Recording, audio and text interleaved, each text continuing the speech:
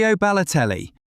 You set your house on fire with illegal fireworks. Jose Mourinho has publicly called you unmanageable. You miss training to visit women's prisons for fun. The best part? You end up delivering the pass for the goal that wins Manchester City their first title in 44 years, before being sold 8 months later. That's exactly what happened to Mario Balotelli. Super Mario treated football like a hobby in between bizarre antics that only he could come up with. While teammates focused on training regimes, Balotelli was setting off fireworks through his bathroom window, with towels catching fire when one went astray, nearly burning down his Cheshire mansion. The fire brigade arrived to find him calmly asking, "Why always me?" a phrase that would become an iconic celebration after tormenting Manchester United the very next day. But here's the contradiction that defined his cult status. The same man who drove Roberto Mancini to the brink of insanity with training ground bust-ups was also the architect of City's most important goal. His perfectly weighted pass to Sergio Aguero in the 93rd minute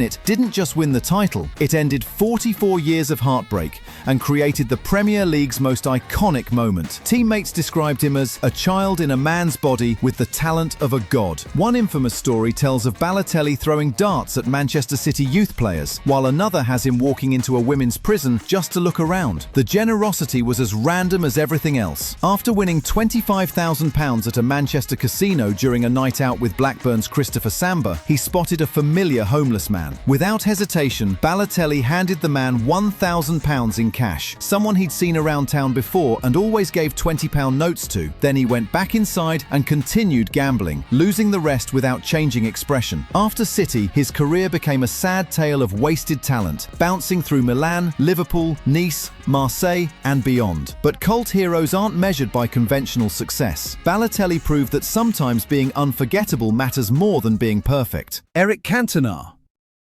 While other strikers celebrated goals with simple fist pumps, Cantona stood motionless, collar turned up, surveying Old Trafford like Napoleon reviewing his empire. This wasn't arrogance, it was artistry disguised as sport. Manchester United's most elegant player became famous for one of the Premier League's most violent moments. When a Crystal Palace fan hurled abuse, Cantona responded with a kung fu kick that transcended football into pure theatre. The subsequent 8-month ban should have ended careers, but instead birthed one of sport's most iconic press conferences. When the seagulls follow the trawler, it is because they think sardines will be thrown into the sea. Teammates revealed Cantona's preparation rituals bordered on the mystical. He would arrive at training 2 hours early, practicing free kicks alone while reciting French poetry. Sir Alex Ferguson later admitted that managing Cantona was like trying to harness lightning, brilliant when channeled, destructive when unleashed. Cantona could thread impossible passes,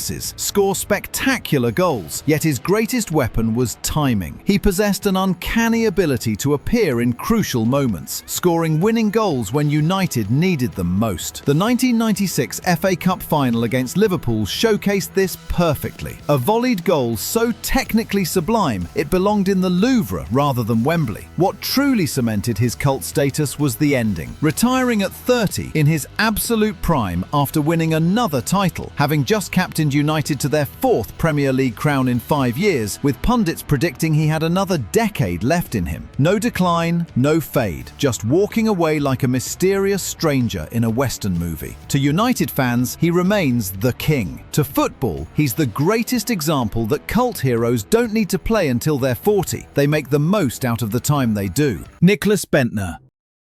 Nicklas Bendtner possessed supreme confidence that he just occasionally backed up with performance. While teammates doubted themselves after missed chances, Bendtner genuinely believed he was the world's greatest striker and somehow convinced half of North London to play along with the fantasy. A player who scored 45 goals in 171 appearances became more famous than strikers who netted twice as many. Bendtner's legend grew not from achievements, but from audacity. When asked about comparisons to legendary strikers, he responded with deadpan seriousness. "I don't see why people compare me to anyone. I'm Nicklas Bendtner." The Euro 2012 incident crystallized his cult status. After being booked for removing his shirt, Bendtner dropped his shorts to reveal Paddy Power underwear, earning a fine bigger than many players' salaries. The absurdity was perfect, getting punished for advertising a betting company while representing Denmark at a major tournament. His playing style defied conventional wisdom. Standing 6 feet 4 inches, Bendtner moved with surprising grace, possessed excellent technique. Arsenal fans created the Lord Bendtner mythology, partly from his relationship with Danish Baroness Caroline Ewell Brockdorff, partly in jest and partly in genuine affection for a player who never doubted himself despite mounting evidence. When a Danish tabloid bought him a square foot of Scottish land to make him an official lord, he called it a fun gimmick and ran with it. He posted himself holding the Ballon d'Or, declaring his candidacy for Danish Prime Minister in the 2015 election, started selling Lord merch, and even launched an esports team under his royal persona. The man who once genuinely believed he was world-class transformed his delusion into a brand. Turns out his smartest career move was admitting he was never that smart to begin with, and getting paid for it. Fabien Barthez. Fabien Barthez treated goalkeeping like abstract expressionism, painted with anxiety and brilliance. While other keepers focused on routine and reliability, Barthez approached each match like a jazz musician improvising, sometimes creating masterpieces, occasionally disasters. The beautiful contradiction. A World Cup-winning goalkeeper who made Manchester United fans simultaneously confident and terrified. 1 minute, Barthez would produce saves defying physics, diving impossibly to tip shots around posts. The next, he'd charge 40 yards from his goal to challenge a striker, leaving his net abandoned like a philosophical statement about football's meaninglessness. His true obsession wasn't goalkeeping, it was proving he belonged outfield. Barthez constantly pestered Sir Alex Ferguson, claiming he was better as an outfield player than between the posts. Ferguson finally gave in during a 2001 friendly against Team Singapore, letting Barthez play the final 10 minutes as a winger wearing number 14. The madness extended beyond shot-stopping. Barthez treated penalty areas like his personal theatre, performing elaborate time-wasting routines that drove opponents insane. He would scrape imaginary mud off his boots on goalposts during penalty kicks, while maintaining eye contact with strikers. These psychological games were masterful manipulation, yet the mistakes were equally spectacular. Against Arsenal, he gifted 2 goals to Thierry Henry through calamitous errors. One, a mishit clearance, another letting a routine through ball slide under his body. His risky exhibitionism became predictable, with Ferguson warning he takes risk after risk. Eventually, he'll get caught out. After United, Barthez's career took an even more surreal turn, becoming a professional racing driver. In 2013, he became French GT champion. Real cult heroes don't retire. They simply find new stages for their beautiful chaos. Faustino Asprilla.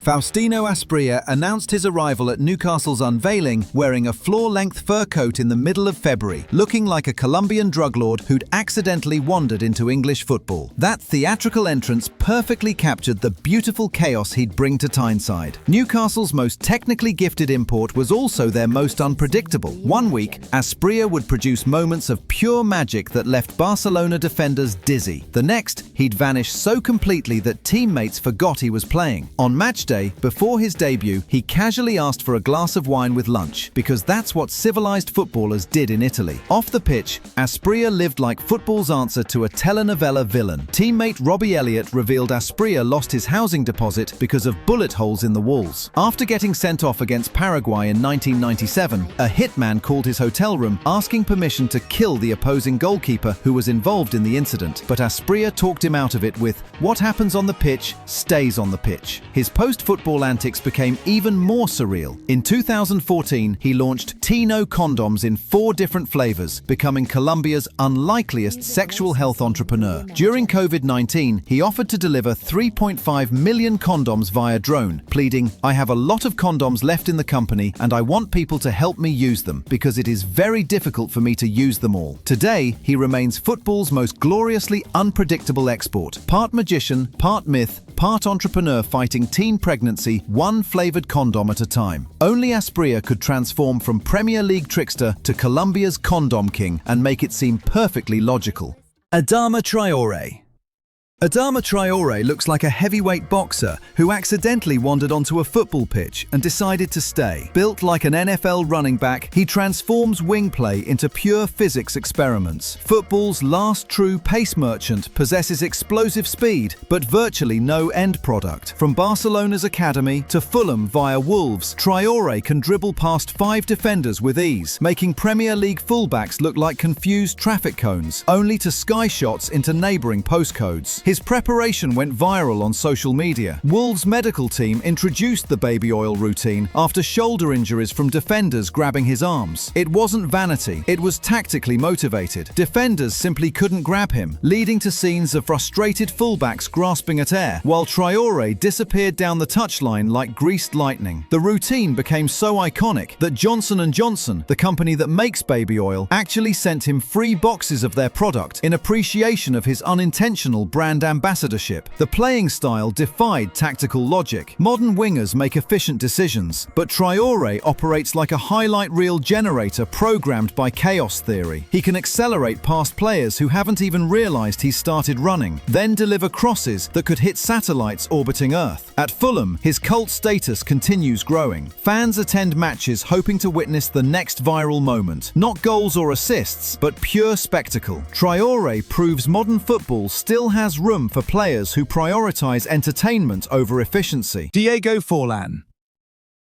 Diego Forlán arrived at Manchester United with a reputation for clinical finishing, then proceeded to miss shots so spectacularly that Old Trafford wondered if they'd signed an elaborate practical joke. Yet this same player became a cult hero through sheer unpredictability and two of the most celebrated goals in recent United history. The beautiful contradiction. A striker who couldn't hit water if he fell out of a boat suddenly turned into prime original Ronaldo every now and then. His double at Anfield in 2002 didn't just win a crucial match. It announced that football's strangest cult hero had arrived in English football. Teammates described Forlán as technically perfect in practice, striking balls with metronomic precision. Then match days would arrive, and the same feat that caressed perfect shots in training would balloon simple chances over the Stretford end. Sir Alex Ferguson later admitted that Forlán's inconsistency drove me to distraction and delight in equal measure. His celebration style captured the chaos perfectly. After scoring impossible goals, Forlán would tear off his shirt and sprint toward fans like he'd discovered fire. The shirt removal celebration became so problematic, with Forlán struggling to get it back on and playing shirtless for several seconds, that it helped inspire the yellow card rule for excessive celebrations. After leaving United, Forlán vindicated doubters, hammering in goals across La Liga at Villarreal and Atletico Madrid, even winning the Golden Ball at the 2010 World Cup. But his United period remains perfect cult hero territory. JJ Okocha.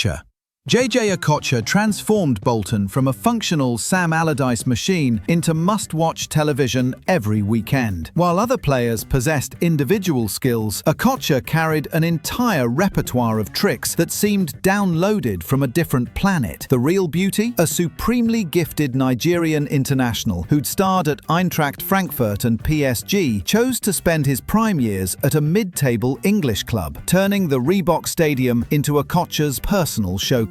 His decision baffled football purists, but created something magical. His playing style was pure Nigerian street football, transplanted into Premier League intensity. The shoulder drops that sent defenders to the shops, the no-look passes that created chances from nothing, the free kicks that curved like guided missiles. Okocha's "so good they named him twice" nickname wasn't marketing hype. It was an accurate description of a player operating on a different creative frequency, someone who could rainbow flick over Ray Parlour's head in stoppage time just for the entertainment value. The cult status grew through accessibility combined with excellence. Unlike prima donna superstars, Okocha embraced Bolton's blue-collar mentality while providing moments of pure magic. As captain, he led Bolton to the 2004 League Cup final, scoring twice in the semi-final demolition of Aston Villa with outrageous free kicks. Though they lost the final to Middlesbrough, modern TikTok generations still discover Okocha's highlights, proving genuine skill transcends eras. His legacy isn't measured in trophies, but in moments, brief explosions of creativity that reminded everyone why they fell in love with a beautiful game. Michu. When Michu left Swansea Football Club, he didn't leave for a lesser-known club in Italy. He evaporated from existence like a fever dream shared by an entire generation of Premier League fans. One season of pure magic, then complete disappearance. The 2012-13 season was Michu's masterpiece. Arriving from Rayo Vallecano for £2 million to an already established Swansea side, he scored 18 Premier League goals, 22 in all competitions, while making the Welsh club feel like European contenders. defenders. His point to the name celebration became iconic, each goal delivered with casual brilliance that suggested he was just getting started. His playing style was deceptively simple, yet devastatingly effective. Operating as a false nine before it became fashionable, Michu could drop deep to create play, or storm into the box for tap-ins. Two stunning late goals at Arsenal in the 88th and 99th minutes, winners against the Big Six. This wasn't luck, it was artistry. Then came the injuries, ankle problems that refused to heal, setbacks that multiplied mysteriously. By 2014, Michu had become football's most famous ghost. A failed loan from Swansea to Napoli yielded just 6 appearances, his career dissolving into whispered rumours. The ending was brutally swift. After leaving Swansea, Michu returned to Spain's 4th tier with UP Langreo, then boyhood club Oviedo, before retiring at just 31. His ankle was like that of a 90-year-old, he later revealed. Chronic pain, ending a career that should have lasted years longer. Today, Michu works as director of football at Burgos CF, having helped them reach Spain's 2nd division. He dreams of a Premier League return, but this time as an executive, where the ecstasy of goals and agony of injuries exist only in memory. The ultimate one-season wonder. Brilliant, brief, and hauntingly incomplete. Peter Crouch. Peter Crouch looked like he'd been assembled from spare parts by a committee that had never seen a footballer. At 6 feet 7 inches, he moved with the grace of a newborn giraffe learning to walk, yet somehow became the Premier League's most beloved figure across multiple clubs and generations. And at the same time being quite good at football. The beautiful paradox. Football's most unlikely athlete became its most relatable personality. Crouch embraced his awkwardness with self-deprecating humour that won hearts everywhere. When asked what he'd be if he wasn't a footballer, his instant response, a virgin, perfectly captured the humility that defined his appeal and embraced his awkward frame with devastating honesty. Teammates consistently described him as the dressing room's soul. At Liverpool, Steven Gerrard revealed that Crouch's pre-match jokes relieved tension better than any tactical talk. His famous robot dance celebration wasn't planned showboating. It emerged from copying his own moves at David Beckham's party, reflecting genuine personality where joy trumped cool. Despite his height suggesting aerial dominance, Crouch's greatest goals came from technical brilliance. The overhead kick against Galatasaray, the scissor volley for England, the audacious strike against Manchester City, moments that proved grace could emerge from ungainliness. Stoke City fans worshipped him not just for his headers, but for strikes that defied physics. The cult status grew through accessibility. Crouch wrote books about football's absurdities, hosted podcasts discussing the sport's quirks, and treated fame like an extended conversation with friends. His Twitter account became essential reading, witty observations from someone who understood football's contradictions better than most. After retirement, his legacy isn't measured in trophies but in affection. Crouch proved that cult heroes don't need conventional athleticism. They need authenticity in a sport increasingly obsessed with perfection. These cult heroes remind us why we fell in love with football's beautiful chaos. Hit subscribe to discover more incredible stories of the players who made the game unforgettable through pure, unfiltered personality.